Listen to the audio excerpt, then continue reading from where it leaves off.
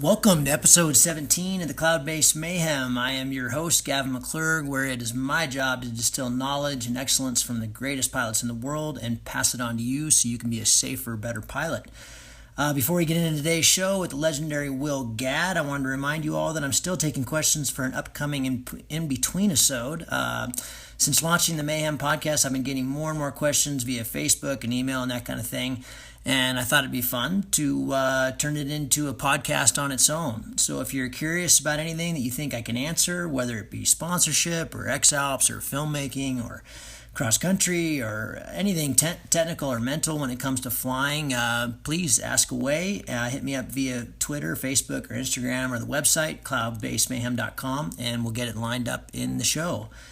Thank you as always for your generous donations and listening. Our last show with Cody Matank was a huge hit. God, this one, our numbers went way up. Seemed like people really enjoyed it, so I'll keep that in mind for the future. If you haven't listened to that one or any of the previous shows, I highly implore you to go back and check them out. Some great information there from guys like Josh Cohn and Mad Syndergaard, Tom Dorladeau, Paul Guschelbauer, and many more. So check those out. Also wanted to thank you for your great reviews on Stitcher and iTunes. That really helps us get this out. So thank you so much for your time there. I really appreciate it. Okay, right before we get to the conversation, just one quick apology for the sound quality in this one. A few minutes into the conversation, for whatever reason, I've got this all this brand new great audio gear. It's been working really well, but for some reason something went wrong in the conversation with Will, so I had to revert to the backup, which is this app that I use. It's what NPR, everybody uses for Skype conversation. It's pretty good, but it's not as good as having a great microphone, so there is kind of a background hum here, and there's some funny edits that it makes you do where it kind of clips part of the conversation. I've done my best to put it back together. Hopefully you won't even notice, but I do want to just apologize that I am trying to make these better. I realize I've got to put out good sound for you to be able to listen, and but it is what it is. Hopefully you won't notice, but again, I apologize. And now, Will Gadd. My God, where do I begin? Will was, of course, my partner for the Rockies Traverse back in late 2014. I hadn't met him until the day before the expedition, and that next 30 days that I spent with him really changed my life and my view of the world and how I pilot a paraglider and how I think about risk and safety. And you're going to get all of that condensed into a 60-minute version here, I promise you. This is just a truly amazing episode. He is still at the age of 48. He's been a Red Bull original gangster. He's still one of the best, if not the best, mixed climbers in the world, world-class kayaker, of course, world-class paraglider. He held the distance record in the world for more than 10 years. We get into how he approached those records and state records, what he learned from doing those, where he went wrong in the X-Alps. He's a blogger, journalist, public speaker, the father of two beautiful kids. This guy just knows how to get it done. In this episode, we really get inside Will's head about what he thinks about safety and risk and sending it and technique. We hear about creating useful tools to break things down, which leads to justified confidence instead of careless optimism, how to get rid of fears, what's so special about paragliding, recognizing the dark side of dangerous sports, why our desire to see things as we want instead of how they are leads to accidents, and by far, we got the best answer yet to the pearly gates question. I've been sending that out to a lot of guys in the past. I think you're going to really enjoy this. So without further ado, please enjoy my conversation with Will Gadd. It's too late. I'm feeling frustrated. I see no sign of fortress. I see no sign of fortress. Stop. It's too late. I'm feeling frustrated. I see no sign of fortress. I see no sign of fortress. Stop. Mr. Will Gadd, it is awesome to have you on the show. I think we've been working at this for almost a year. Good to finally sit down with you, even though we're not together. You're in Canmore, I assume. Is that correct? Yeah. Are you in Sun Valley, or where are you? Yeah, I'm in Sun Valley. Just got home a couple days ago. Nice. Looked like you're having some good adventures as usual. Yeah, it's been a fun winter, man. We're having a banner snow year, and I was just out in the desert training some acro over the dirt with Cody, which was pretty interesting. Got my laundry out a few times for the first time ever. Battle wounds, man. That's awesome. Yeah, no, it was good. I decided after the X Alps that I needed to get a little more serious about my acro skills because Yeah, well, you're basically flying acro all the way across the Alps. yeah. Was that the video of Cody where he was doing a double reserve, or was somebody else, or? No, that was somebody else. Yeah, no, that was just something I found online. Wasn't that hysterical? Yeah, I guess it's hysterical because it all worked out well, but yeah, that was not a good day. No, exactly. I think the title of it was Maldia. Yeah, no, that was not a good day. Hey, so for our listeners who don't know your history, I'd love for you to just give us a quick background of how you got into this crazy sport that we're so passionate about, and tell me a little bit about how that got you to where you are today. Yeah, it's going back a ways, but I was working as a reporter in Colorado, writing about different sporting events and stuff like that. And I went up and covered the U.S. Nationals in Aspen, Colorado, and I think it was like 91, 92, somewhere in there. And went up there, and I was just blown away. I was like, "This is a really cool mountain sport." And I already did all the other mountain sports, from skiing, skiing, kayaking, mountain running, all of that.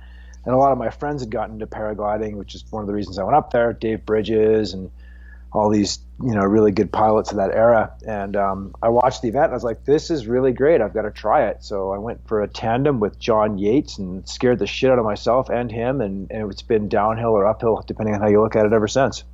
And so 91, that is quite a lengthy career. Have you ever had an accident?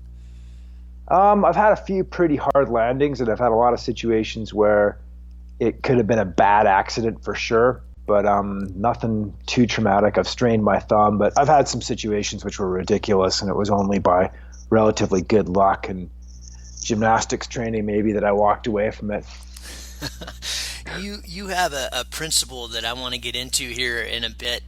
When we were walking up to the first launch, the very first day, the Rockies Traverse, you had me pegged pretty quickly as a pathological optimist, and you said, Yeah. you're the kind of guy that looks for the rock that's going to break the glass. I've been using that joke, by the way, at every Banff stop. Thank you for that one. But I love flush that out for me a little bit, because when you say you've had a couple minor things and you've had some luck, but I also you've talked about this. And for the listener, if you're not familiar with Will and his writing, I would highly encourage you to check out his website, willgadd.com. I've been following your writings for years and years and years. You have great things to say about all of this stuff, the more than we can say on the podcast. But flush that kind of that difference of looking for what can go wrong versus hoping everything's going to be right, and how that has allowed you to pursue what you have, ice climbing, relatively dangerous sports for a long time, relatively injury free. Yeah, well, I mean, everybody who's involved in any of these mountain sports is kind of an optimist to begin with. I'm going to fly off this mountain and it's all going to work out. Like you're in a pretty optimistic place to begin with. Or I do a lot of ice climbing. I'm going to climb this frozen waterfall and everything's going to be great. Yeah, you're starting off from a pretty high, it's an act of optimism no matter how you look at it, to just do something like that. And I think right now in our society, there's this heavy emphasis on the positive power of positive thinking. And I think this is bullshit. It's just going to get you killed. So what I'm quite into is being an optimist just by doing these sports and getting up and doing battle with life every day. You're an optimist, But it's how to, in my view, a useful tool for surviving these sports or anything dangerous in life that you want to do, a new business, whatever, is trying to figure out what can go wrong and why, and using your imagination to break it down into chunks and then solving those chunks. And then when you go out and do something in life, you've got justified confidence, not just this sort of YouTube style belief that I could do it. And YouTube has a lot of videos of people who really thought they could do it on there. And you don't want to be that guy. You want to be the guy that's like, all right, I'm going to do something that is cool and dangerous and out there, but I'm going to break every little chunk down, and I'm going to use the best tool I have at my disposal, which is my imagination, to figure out in sometimes gruesome detail everything that you think can go wrong and why, and work through that. And what that allows me to do is get rid of my major fears. And then when I'm standing on launch and, it's a bit surly and it's going to be real, I still do that same thing even after 20 years of flying. I break it down. All right, what's the issues here? Can I deal with them or not? And then if I'm still afraid, I pack it up and go home. I run away a lot. But I'm into the positive power and negative thinking, and it served me really well for a long time. I like that. I like that a lot. You had an incident in the X Alps in 2003. I wondered if you could recount that, because I think that was one of those times where you had to eliminate or greatly reduce your margin for safety, and you ended up really not liking that race because of that. Can you go through that flight? I think from the Chamonix day. Yeah, I had a few incidents in the X Alps. I think anybody who does that race is going to have incidents. That's if you're trying to fly in the X Alps, you're going to have incidents. Even I don't care who you are. Pretty much everybody has adventures in that race. But yeah, on that race, I launched. I was in the lee of Mount Blanc, and that was okay. But I got destroyed a few times when I climbed out of the lee, which was sort of okay because I was high. But that made for an interesting morning. And then in the afternoon, I got sort of blown by the wind that was coming over Mount Blanc and down into the Aosta Valley, and that valley, it's just not where you want to be. It's full of high tension lines and power lines and dams and cities, and it's just mayhem in there. And I was flying along, going 40 or 50K, thinking this is great, kind of ridge soaring a bit. And then I looked down, and 100 meters below me, all the trees were just bent over. And at that time in my career, I didn't have as much experience with really strong valley winds because we don't get them to the same degree in the Rockies and most other places I fly. And I was like, yeah, there'll be a valley wind, but 20, 30K, whatever, it's the end of the day, it'll be fine. And I landed in this thing, or I went into this wind and started going backwards up the valley at a pretty incredible rate of speed and dodging power lines. And eventually I managed to sort of crash beside this sewer plant. And it was I was fine with crashing into the sewer pond, to be honest. That would have been a better option at that point. That would have been great. Yeah, sure. You've been there, your trip. I think you tried to crash into a pond. I did. I didn't make it though. Yeah, I did not, but I stacked it into this. It was a couple minutes just really horrifying, going backwards up a valley with power lines everywhere. I didn't feel like I'd been pushing it hard that day, and it was way out of control. And I could have easily been killed. And I landed on the grass and kind of rolled down the hillside. And I think the guy who ran the sewer plant watched all this, and he wasn't a pilot, but it was obviously a pretty traumatic situation with the wing balling up left, right, and center, and recovering it and then landing, and just timing of surges and collapses. It was just luck, and I a little obviously some skill. I didn't stall the wing or lose it, but yeah, crashed there. The guy gave me a beer, and I sat on the grass and realized that not only did I have some things to learn about flying in the Alps, but also for me, competing in that style of competition was leading me to make some bad decisions. So I needed to modify that. And you did fly comps for a long time, won nationals, flew PWCs, and I want to also talk about your kind of record era. You went out to break a bunch of state records. Many of them still hold. Your Texas record, which was the distance record in North America, held until last year, and you were flying in a seat, regular seat harness, and I don't know what kind of wing you were on back then, a Firebird or something, I assume.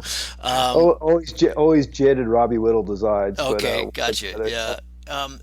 What led you to that, and how does that mesh with your kind of your approach to risk? You said when you approach things now in the mountains, it's a collection of skills and understanding the environment and the ability to, and the knowledge of when to walk away. What got you going down the record the record momentum? What was the perp? Why'd you do it, and what'd you learn from it? Well, I think for me in life, doing interesting things is about as good as it gets. Like if I'm fired up and interested in something, that's where I feel like I often operate the best. It's like, all right, let's go do something really cool here. And I love doing that, whether it's paragliding or ice climbing or whatever I'm involved with, first descents of a river. It's just, this is going to be interesting, and I'm a happier person when I'm in that environment. So with records and paragliding, I was like, how far can we fly? And that was really interesting. That was what it was all about. I didn't really care too much about the record per se, but it was like, let's go fly really, really far. And that was awesome. It was trying to figure that out. And I started doing that, and right away in my career, I mean, in the early to mid 90s, it was always, can we fly over the next mountain range? And yeah, our gear was by today's standards pretty primitive, but it's the same thing. It's like, get up high, go on glide. How far can you get? And a lot of the things I did that people are like, oh, you were the first to do that or the first to do that. I didn't really think about being the first. I just thought it was like, let's go fly somewhere cool. This is going to be great. And then do the negative thing and figure it all out and try and be positive and learn. And when I almost got bitten off, understand why and apply those lessons. I really spend a lot of time thinking about flying and analyzing it and breaking it down. But yeah, and the record thing just grew out of that. It's like, where can we fly the farthest possible distance in North America? And I started looking at where the sailplanes were doing their records and the hang glider pilots were doing their records. And it was pretty obvious that somewhere in the sort of south central west area of the United States. And then, yeah, I spent 3 or 4 years with Josh Cohn and a bunch of other good pilots chasing records in Hobbs, New Mexico, which is a fantastic place to do it. And then Gary Osaba came up with Zapata, Texas, which is full on flying. And then, yeah, next thing you know, it's late in the evening and you're looking at a world record. Life is good. It's Did you, through all those years, Will, and then I think a lot of the comp flying was both before and after that, but were there any kind of aha moments along the way, or was it quite a rapid ascent into flying far and getting good really quick in the beginning, or were there things you had to kind of back up into, or were there did you ever have to tackle kind of areas of progression along the way? Well, I was pretty obsessed with flying. I'd come out of a career as a competition climber, and I'd had a really good career as a competition sport climber, but I wanted something different, and paragliding was that. And the first time I flew, I basically quit competition climbing right then and there. And I got stoked, and I flew every day that I could. And I was obsessed with it, and that's what I wanted to do. If I couldn't fly, I'd go ground handle in ridiculous conditions, and I learned something every single day. And I progressed, not because I'm any good as a pilot, but because I am quite good at going at it as hard as I can and just learning as much as I can day after day after day. And I mean, that first year I spent New Year's Eve flying at the point of the mountain with Steve Merritt at midnight, just because it turned on. And we're like, dude, we got to go. I don't think we even had anything at all to drink. We were just so stoked to go flying. And I flew every day in the winter, even though there wasn't a thermal to be seen anywhere. And, I'm living in Boulder, Colorado. And if it was like any hope of turning a circle, I was out there on the hill. And there were a bunch of pilots like that. And they had the same mentality. And we were not competitive. We were very supportive of each other and, trying not to get killed, because it still is a risky sport. And we were watched out for each other. But it was hardcore about who was in the air at the end of the day. You milk everything out of the day. And there are a bunch of guys who went at it with that attitude, and being surrounded with people who structured life so they could fly pretty much every day and were good at it and were motivated to max it out. It's like, who can go farther? And man, you went. And it was never a discussion about whether or not to go cross country. It was like somebody was going, and it was like, okay, who can do the coolest thing with the day? It wasn't a competition like beating everybody else, but it was like trying to do the coolest thing you could with the day and stay in the air the longest and go the farthest. And that really structured my attitude toward paragliding. It's like you do the most with what you've got. And I don't think I got any good at these things because I was talented at them, but I did obsess about them and restructure my life pretty radically so that I could go fly at nearly every possible opportunity. And your stoke after all these years is still really high. I mean, I know you're a lot more versatile than I am. You get pretty passionate about ice climbing and guiding and other things as well. But what has kept you so excited about what we're doing after all these years? Well, paragliding is a complicated sport. Just when you think, yeah, I've kind of got this figured out, you learn something new. I got waved the other day and wound up at a ridiculous altitude above the Rockies, and it's like, how does that happen after 20 some years of flying? On a day that I didn't think there were any significant winds aloft, that I get waved and I get beamed out of my local valley here, and I'm like, I'm on the moon. I'm a hazard. It's like, so and, and things like that in paragliding, it's just intensely interesting on a small scale. Like, why are there thermals here today? What's going on with that? How does it work? And on a big scale, why am I getting beamed out, and what's going on with that? And it's endlessly complicated. And I think that's the real reward of paragliding, is solving these intensely complicated questions and understanding them. And there's always unknown unknowns in paragliding, things you just didn't know you didn't know. And that makes it engaging in a way that very few sports are to me. It's always the mountain sports that have some of that, but paragliding has got more of it than others for sure. So yeah, I'm fired up to go fly. My next question was, why is it worth the risk? And you've just answered that, so nicely done. You don't even need to answer that one. Should look at, though, I think everybody who flies should have an answer to that question of why it's worth the risk. And the answer shouldn't be, well, I can be safer than anybody else, because everybody makes mistakes and errors, and in paragliding, those errors are certainly likely to put you in the hospital or kill you. So you got to have an answer to that question. I think that's a really good question. Everybody's answer is going to be different. It's not like one size fits all, but asking that question for me helps me make better decisions about what I'm doing, not only in paragliding, but in ice climbing or mountaineering or guiding or whatever I'm doing. Well, answer it for me then. How do you perceive that these days? Well, it's different than when I was younger. I think when I was younger, it was simply, this is the coolest thing ever, and I'm going to go do it. And I was broadly okay with dying doing it. That's how it works. And I think that's not a bad state to be in, actually. That's, if you're, especially as like a young guy, you're going to either turn to a life of crime or do really cool things. It's like, kind of stimulus So true. You're not get it. Like, you're not going to get it trying to fit into a cubicle. Like, I'm not going to fit into an average workday environment. Other people are, and that is awesome. And I'm not trying to denigrate their experience at all. But for me, that's not going to work.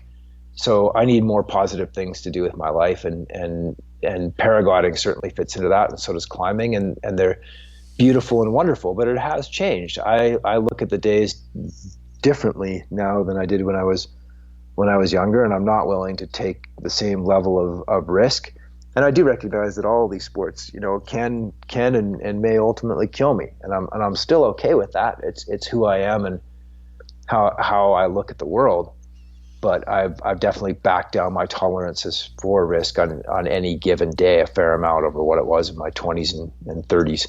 It's today's always a good day to come back, and that's how I approach every day I do any of these sports. It's like, all of these sports are very dangerous, but today is a good day to do them right and make good decisions. I want to be back at the dinner table tonight, and that's helped me work with them. But they're magic, in total, these sports are wonderful, and I believe that they're magic, but they also have a very dark side, and you have to also recognize that and be in touch with it, and realize that accidents can and will happen to me, to you, to anybody who does these sports, and then make better decisions as a result. So in total, it's worth it, but no one day is worth getting destroyed for. I walk down a lot from my local site. If it's not really on, or I just can't figure it out, nothing makes sense, I don't become the human probe and huck myself out there. I'm like, right, I don't get it. Today's a good day to have had a great hike, and I'll go rock climbing and back it down. But yeah.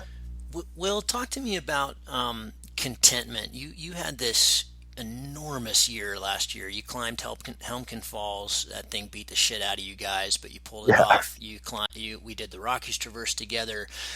You went and climbed the last ice on Kilimanjaro, and then you polished it off by climbing the spray ice at Niagara. By any standard, a lifetime in a year. Just amazing.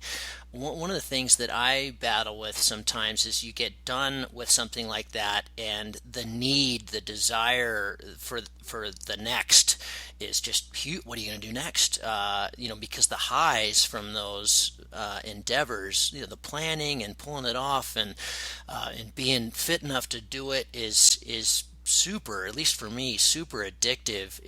Do you deal with a lot of kind of coming down from that, or how will you maintain contentment? I don't like the word happiness, but how will you maintain this level of contentment as the years, when you look ahead into your future?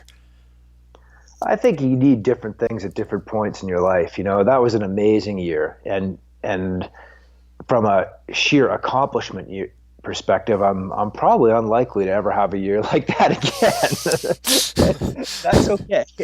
I had a fantastic year. I've had some other years where I tried really hard and just nothing worked right. I went to the Himalaya, and if I'd done that route, maybe I would have won a big award for it, or just been totally satisfied with doing the coolest route in my view that was yet to be done at the Himalaya. I didn't get it anywhere near getting up it. I got beat down for 2 months. The same year I tried to do a big paddling trip that went nowhere. I mean, I went to Texas. I got nowhere flying. It was like, you get beat down, you get beat down, you get beat down. And then some years it's like that year, everything just went right. And it was a great year, but you just can't live at that level over and over and over again. And trying to live there probably isn't that healthy, maybe.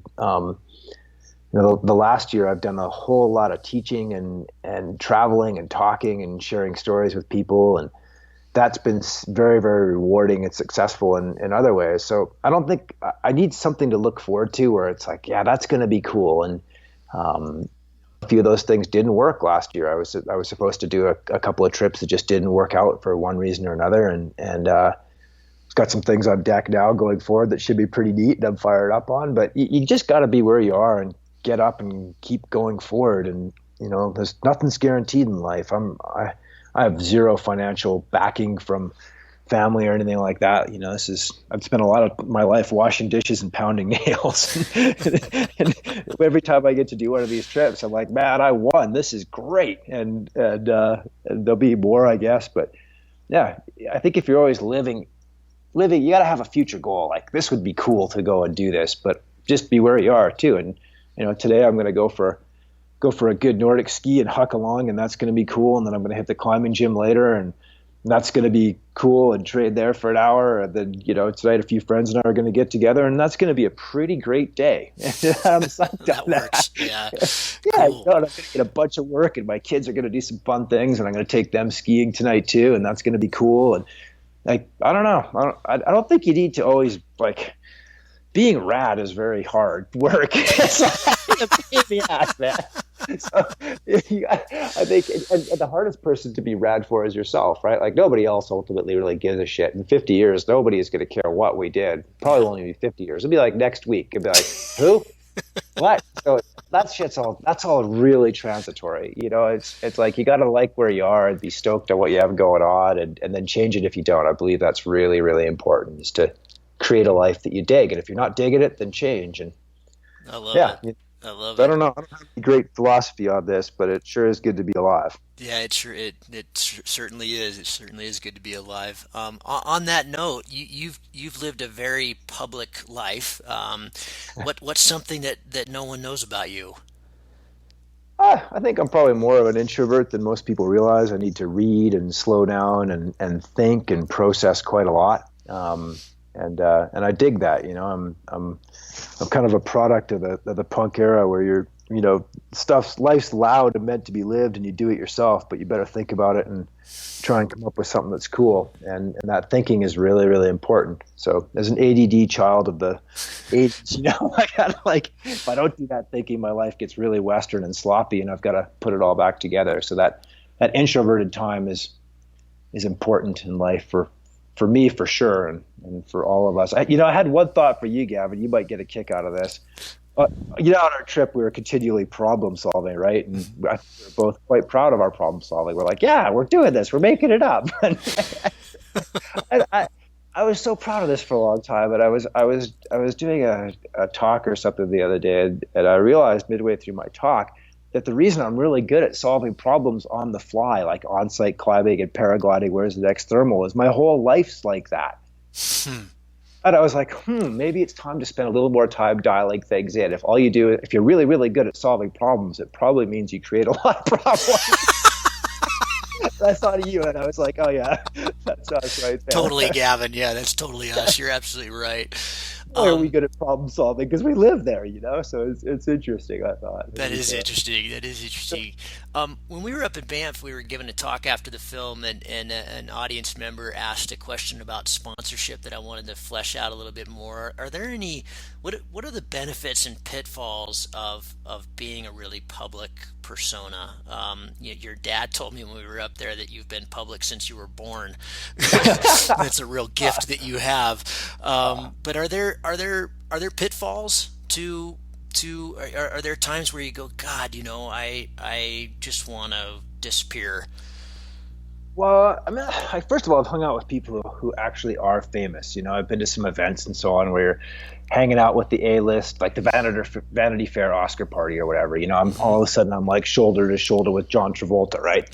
I've been in those scenes, and those people can't walk anywhere. They can't do anything in public. Like that's just a crazy life. So our level of minor celebrity is like, I'm in no danger of getting stopped, most places in life. Like I'm nobody. So I think that's there's nothing going on there. As far as sponsorship and everything else goes, the key distinction for me that's helped me to understand where I'm at and to keep things both ethical and rewarding is that I get sponsorship to do things. I don't do things to get sponsorship. And I've seen the careers. Yeah, it's pretty important. So if you're like, I really want to go climb the last ice on Kilimanjaro, and Red Bull has said no, I think they said no 6 times to that project. And then finally I cobbled together plane tickets from one company and a bit of help from another and cobbled this trip together, and we went and did it, and it turned out to be super successful from what sponsors want, marketing and awareness and everything else.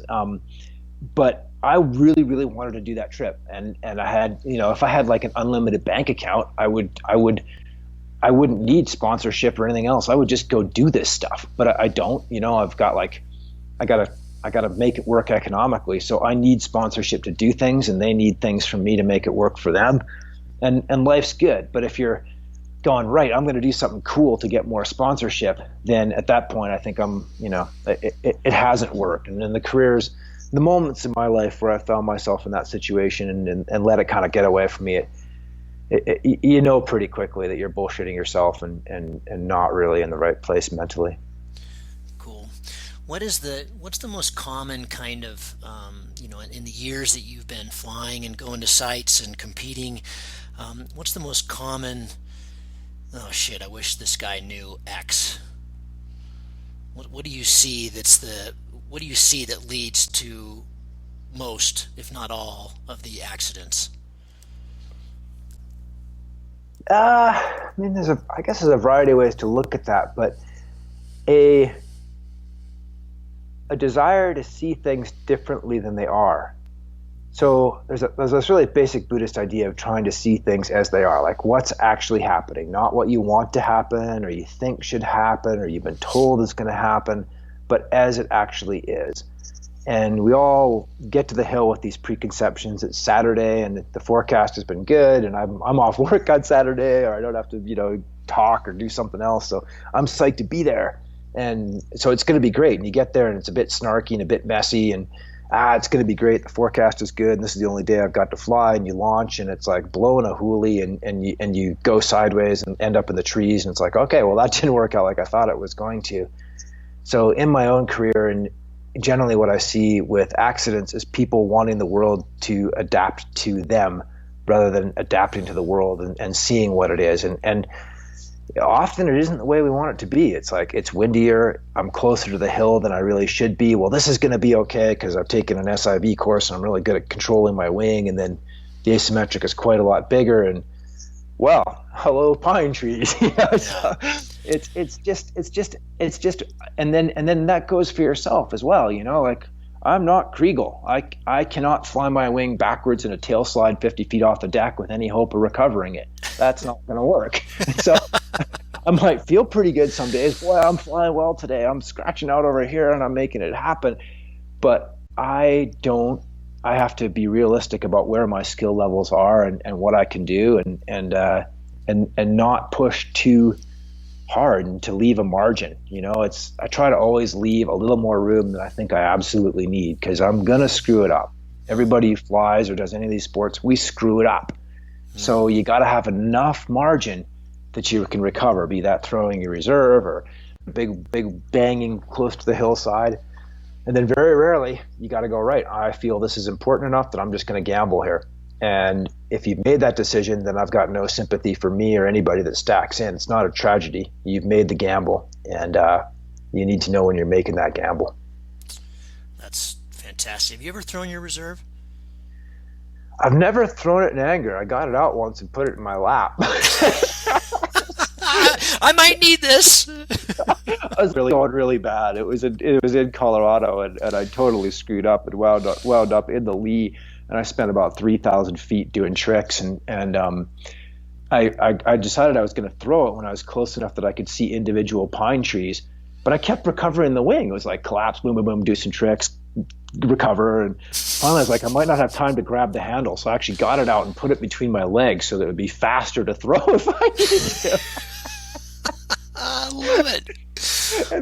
And I ended up, so now I've got this reserve between my legs, and I'm like, well, what happens if the reserve falls out from my legs and I'm flying around? So eventually I just went and crashed into some bushes, basically. There's a log. It actually happened twice, but it only got my reserve out once. And it's amazing, the human mind, I fall out of the sky for like thousands of feet, and then I had to go do it again to understand how strong the lee could really be in the Rockies on a windy day. We're all, at least me, I should have learned from that. It took me at least twice, maybe 3 times to learn that one, actually. Yeah, that lee, as you know, I'm quite fond of it. You're good at it. I'm not as good as... I don't know about that. Maybe, like you said, lucky again and again. Tell me about, you had a really interesting hypoxic experience in wave in your old hometown of Boulder. Can you recount that? I love that story. I'll try to cover the microphone so I don't laugh. Yeah, no, it's all good. But I launched in Boulder, Colorado, and I was actually flying in Golden, which is my home site in many ways, and not Golden, BC, but Golden, Colorado, right outside of Denver. Mm-hmm. And it's a good day there if you can get to if you get to 9,000 feet, it's a good solid day. You can go places and do things. The ground's at about 6,000 feet, so you're, occasionally there you go to 10 or 11 and you're specced out, and it's like, this is awesome. And on a really, really good day there, you might go to 14. Like once a generation, you'll go to 14 there maybe. Yeah, I basically ended up in the lee of the Rockies, probably a combination of mostly wave there too, and ended up going quite a lot higher than that and watching jets go by me and below me and things like that. There's a couple bits of airspace there that came pretty close to getting involved, and it was not a good day. And I'm still making pretty good. I think I was making decent decisions. I'm like, normally there you just fly straight for a bit, you get out of the thermal, you're done. But I think I got high enough and that was the second time I'd ever been in any kind of wave. Basically, I got into the wave, and I'm flying down the front side of the Rockies, parallel with the Rockies, assuming that I'm going to hit big sink at any time, and I'm not, and I'm still going up. And now I'm getting really high and starting to get pretty hypoxic because I'm not well acclimated and don't have oxygen, and end up trying to kind of breathe really hard to compensate for that, and you get into this really fun feedback loop, which is, if you've ever been at altitude trying to sleep, is the same thing with chain stoke breathing. You basically hyperventilate, end up with too much blow off too much carbon dioxide, and you end up with alkaline blood, and you end up with this crazy cycle where it's very hard to break that cycle. And so I'm losing my vision, seeing out of the pinholes, and I'm trying to decide if I should throw my reserve now. But I'm like, well, if I throw it now and I'm still in the wave, I could go to 40,000, 50, you could go really high there. That would be bad. And I'm like, well, but if I don't throw my reserve and I don't wake up before I hit the ground, and as I'm pondering all of this, I'm getting higher and higher, and it's not so cool. And my vision is now down to literally pinholes. I'm seeing one pinhole. Wow. And I'm like, all right, so one of the things I found pretty critical in anything I do is when things get really wild, you've got to get rid of everything else and just focus. And I can do that pretty intellectually after years of doing this. I'm like, all right, the key things here are to head north, because sooner or later I'm going to get out of this, and there's less people to the north, so I've got better options of not getting hit by a jet, or if I do go really sideways, I'll probably land in like a field or something and not a set of high tension lines. So I get out of the airspace. I'm going to keep the glider pointed north, and I can tell that where that is by where the sun is, because I can't really see anything. And I couldn't move my hands anymore, and I couldn't move my legs anymore because my blood's all messed up, and I'm very, very hypoxic and everything else. So I put the brakes through my elbows, so I could still control the glider some. So I'm controlling the glider using just my elbows because I couldn't. You're doing the Jesus Christ pose. Yeah, only my arms have to be tucked in because my shoulders can't go out to the side. So I'm like flying the glider with my elbows over my head, curled up position in the pod, and it's cold, right? I'm really high, so it's really cold. So I'm getting covered up in my face is just frozen. And anyhow, I keep flying the glider, and I don't pass out. I'm looking at the world through the pinhole for a while, and really focused on just flying the glider north and keeping the glider open, which I'm not totally doing very well, but I fall out of the sky for a bit, get reoriented. Task is go north, so I would. And finally, after a long time, I flew. I forget how far it was, but I don't know, 100K or something like that. And I end up landing way out in the middle of nowhere, and I get lower. My vision comes back, and I get it all sorted out. And I go out there and land, and I'm like, wow, that really sucked. That's how am I going to not have that happen in the future? And pondering all of this, and I pack up my glider, and it's super hot on the ground. It's about 105 degrees or so. And I start hitchhiking, which is what you do. And it took me a long time to pack up my glider. It probably took me an hour. I was just totally brain dead, and stored all this out and pack up my glider, start standing beside the road hitchhiking. And I'm standing there and I'm like, why is nobody picking me up? It's like, yeah, I'm not the best looking guy, but come on, nobody is even everybody's swerving to get around me on the road. I'm like, what is wrong with all these people? This is the most unfriendly people I've ever met. At which point my hands are starting to thaw out, and I'm starting to kind of get back with the program. And I realize that I'm still wearing a black balaclava. So I'm standing out there at 105 feet. Hello, I'm a serial killer. Pick me up. Yeah, with a big bag on my back that probably has a body in it. Nobody's going to pick me up. Interesting, I spoke at a hypoxia conference. So this is all the people who deal with hypoxia professionally, mainly in medical settings for surgery patients and other people with compromised lung function and so on. I spoke at this conference, and I told all my hypoxia tales, and there's a bunch of them. And my question to the audience was, how much smarter would I be if I hadn't have had all these experiences? And the general consensus was about 10 to 15 IQ points over it all. Are you serious? Yeah, Whoa. Holy shit. So I didn't. I was like, okay, well, I wasn't that brilliant to begin with, but it was pretty interesting. But they also said that I could probably rewire my brain in other ways as I aged, and I was still young enough to maybe get away with it. But it was an interesting thing to know that I was damaging myself. That is really wild. Holy cow, 10 to 15 points. That'd be substantial on me, man. Dude, I could have been way smarter than this. God, I could have been something. But anyhow, it was a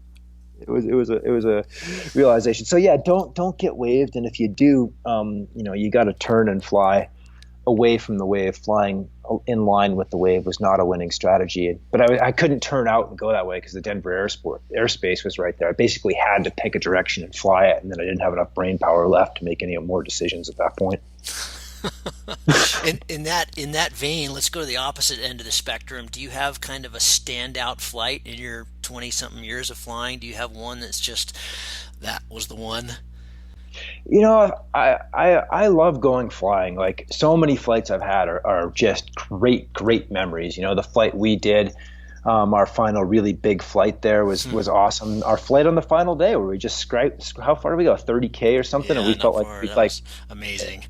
Yeah, we felt like we'd won, and it was late in the year. It barely worked, and so I don't think there's any one. It's just the experience of flying for all these years and getting to see the world. That's what I love as much as anything, is getting up high on a paraglider and seeing the rivers I paddle and the mountains I climb, and just getting to see it all laid out on a pretty slow speed event. I fly over these mountains in jets all the time, and it just zaps by, and there you are. You're at the place you're going, and you haven't really seen it. But on a paraglider, you see it and you know it, you know. And I never really understood the scope of the U.S. until I flew across it on a paramotor way back in the day. You know, we took like 30 some days to fly across the U.S. and I've got an idea of what it looks like all the way from Ventura, California to Kitty Hawk. Wow. You know, the whole trip, and that's the thing that any flight like that, you know, that first flight, when I remember the 94 Canadian Nationals flying from Golden, BC down to Radium, it took me 11 hours. So my average speed was like 8 kilometers an hour, right? But that was one of the best flights ever, because I remember Willie Mueller was like, it was my first flight with a Vario, I think, and he was like, when it beeps, turn, and I took that advice literally. And 8 kilometers an hour, like, but I flew like 90K, and I was like, I was so pumped, man. I was, you know, I was just so. It's beeping. I'll turn. It's beeping. I'll turn. Yeah, it would make it beep. I'm sure half the time I was turning, I was going down in the net effect. But how great was that? Like, it was an awesome flight, and it was great. So I don't know. I just like going flying. I don't think so many good flights. The world record flight, you know, that was a pretty cool flight because we tried and fought so hard for those flights, and then to finally have it happen and realize that I was like on glide to a world record. That's all I really wanted, was to fly as far or farther than anybody thought possible at that time. So I don't know. Paragliding is great. Flying at midnight with Steve Mayer on New Year's Eve in the air. We spent New Year's Eve in a snowstorm at the point of the mountain getting blown backwards, and it was great. So I don't know, man.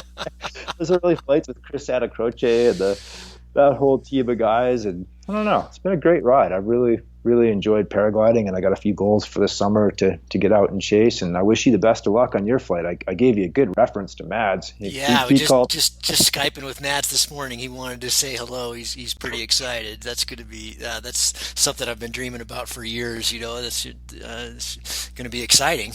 For sure. Yeah, all the questions you've asked me, I should ask you. I'll turn it around when I get back.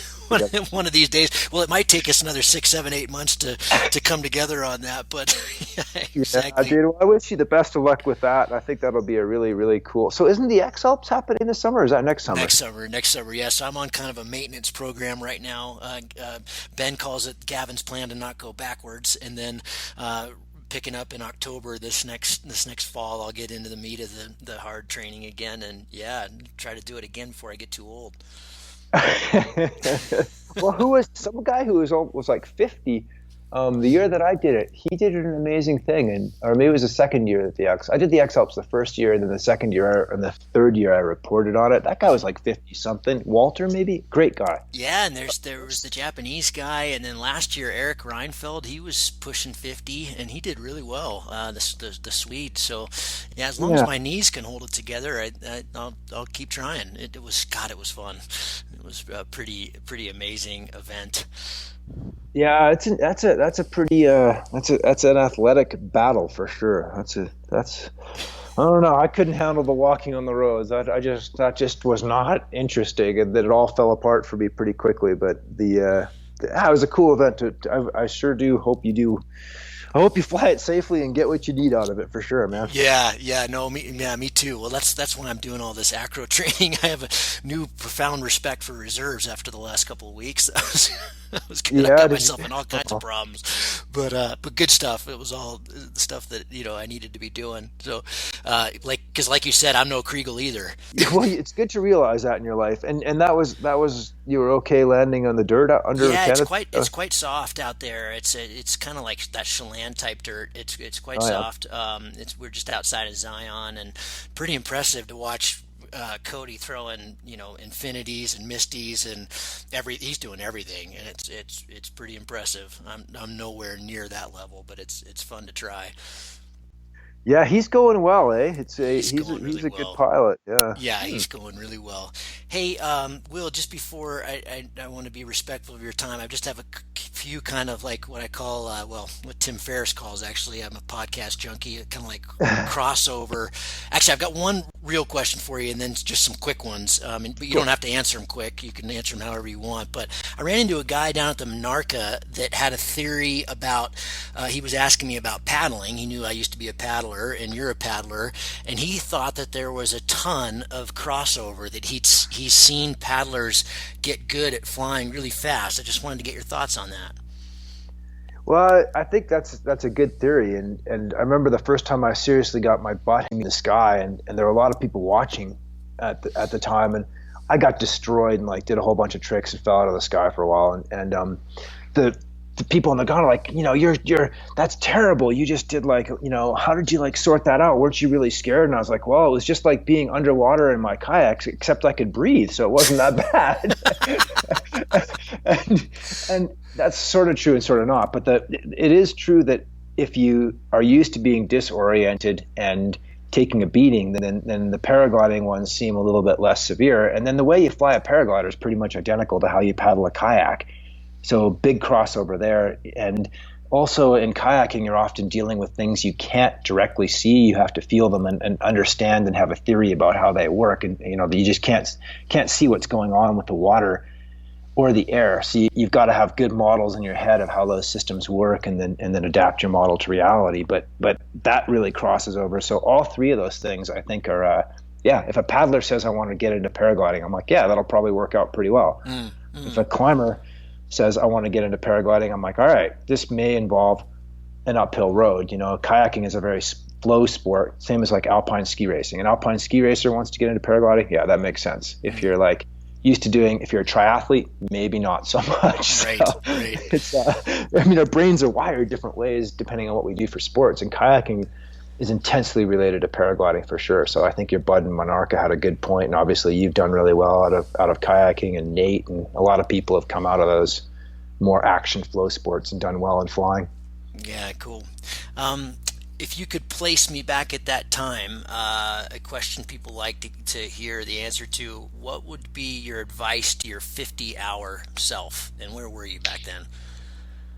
Well, I was living in Colorado still and flying a lot. I think at 50 hours, I don't know if I'd actually thermaled anything yet, but I was really good at hiking up hills and flying off. I don't know. I think it would be just, pretty much do what I was doing. Like, I basically quit my job to fly and put a lot of time into it. And I don't know if I would do anything radically different. Maybe I pretty much was determined to invent the sport myself, and there was a large body of knowledge out there. There was the craft of paragliding. It's like there's a really good instruction program now and a lot of knowledge out there that you can access. Maybe a lot more than there was when I started, but there certainly was more knowledge, and I just didn't.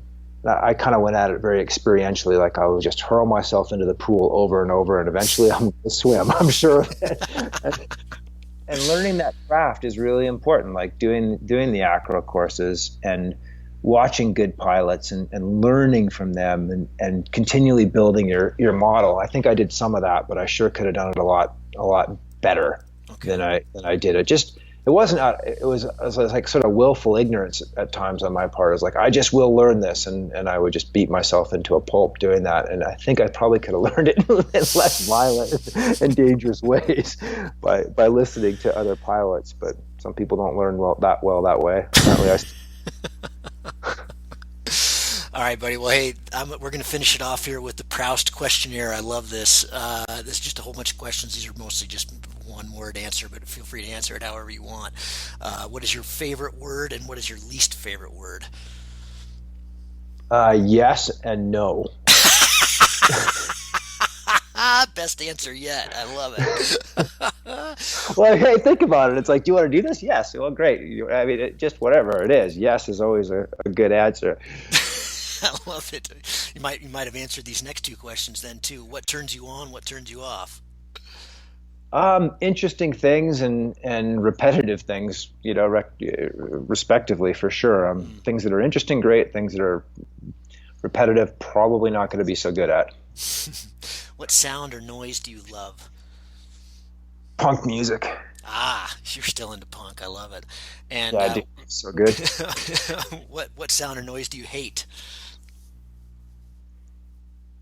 Artificial silence, like that bank vault sound, I hate that. I like silence when you're out in the mountains or whatever, that's great, but that artificial sort of deadness, that stuff drives me batshit. Or the drone of a like the drone of nothingness. That's pretty Mm, annoying. that is pretty annoying. I agree.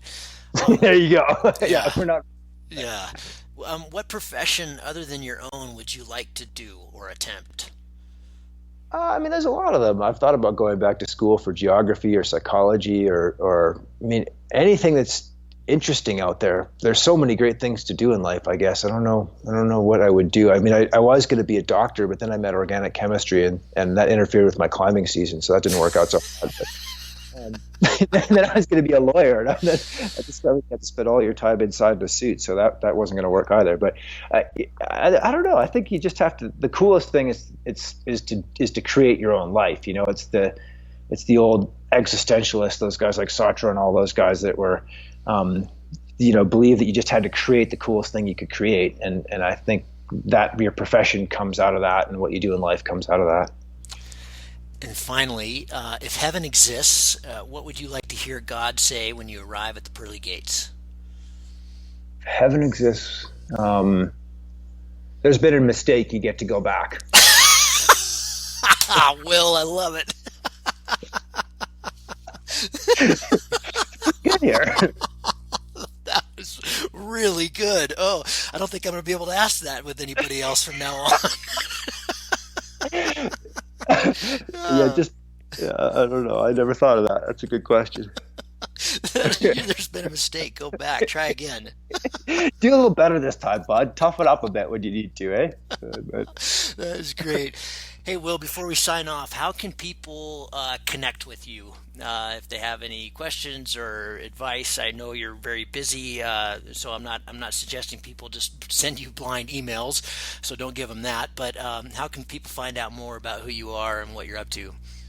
Well, in that vein, like I learned to fly from a lot of people, so I feel I owe those people a huge debt as well as the people that, from Dick Jackson and Aspen onto the guys at the Hill, Lookout, whatever. A lot of people put a lot of time into me, so I do respond to emails. As you know, it could take some time, but I do respond to them, and especially because those emails are often interesting. They're from people who are trying to figure things out, and those do get answered faster, unfortunately. So, if you just go to willgadd.com, there's a contact form on there, and that's probably the best way to get a hold of me. And there's Instagram and Facebook and all the rest of it, but I get pretty buried on there, and probably just a direct email off my website would be the best. And yeah, thank you for the questions, and best of luck with your expedition. I don't know if you can talk about that one publicly or Yeah, not, but yeah, that just got signed off on just a few days ago. So, as you know, I've been working on that with those guys over at Red Bull for a long time. So, yeah, that's pretty exciting. We're going to head up the last week of April and put the food caches in, and I've got the line all hashed out. Not to say that that's the line that's actually going to go down, but in my fantasy brain, I've got it all figured out. So, nice. yeah, it's exciting, man. It's all coming together. So that's kind of where my energy's going right now. Well, let me know if I can do weather or whatever for you guys. I think it'll be an awesome trip, and wish you the best with it, of I course. wish you were coming, man. I wish you had more time. I would love to be doing this with you. I would too, but I'm pretty sure I'm not capable of spending that much time with unknown goals and stuff. But I'll be rooting for you guys. That doesn't fit the ADD personality. Well, No, it doesn't, and that's one of the things about getting older. You're like, that isn't gonna work, but I think it's super cool. So go do it. right on, right on. Well, we'll say hi to Sarah and the kids for me and everybody. It's so good to talk to you again, and I'm sure our paths will cross in better ways than just Skype one of these days. But thank you so much for your time. I really appreciate it, and hope the listeners enjoyed that. I'm sure they did, and we'll talk to you soon, buddy. Likewise, go well. Take care. All right, man.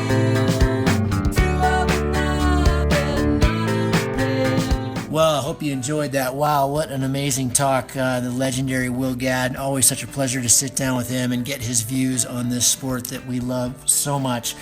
If you enjoyed that or one of the previous episodes, as always, all we ask for is $1 a show. We are not funding this with sponsorship. We're just funding it through our listeners. I really appreciate that. Thanks for your generosity. Again, if you can put out a rating on iTunes or Stitcher or something like that, I'd also be super appreciative of that. That helps us reach a larger audience, of course. I realized at the end there, Will and I were talking about this expedition I've got coming up, and we never actually said what it was. We were talking about the Alaska Traverse. I'm doing another big Red Bull project, kind of like the Rockies Traverse with Will, but and also a new announcement. I'm doing that with Dave Turner. He's going to be my buddy on that one. It's been something I've been planning pretty intensely since 2012. So we're going to try to cross the Alaskan Range from the west to the east, starting at Lake Clark National Park, across Denali, and all the way across to the Wrangell. So if you have any questions about that or anything else, shoot them to me via Cloud-Based Mayhem or Twitter or Facebook. I'm going to be doing this in-between cast here coming up. I'm going to be heading to Canada here tomorrow. I'll be gone for a week and a half, but I've got some great guests lined up. More shows coming your way. More about the Alaska Project. Have a fantastic day. Thanks for listening. See you on the next one. Cheers.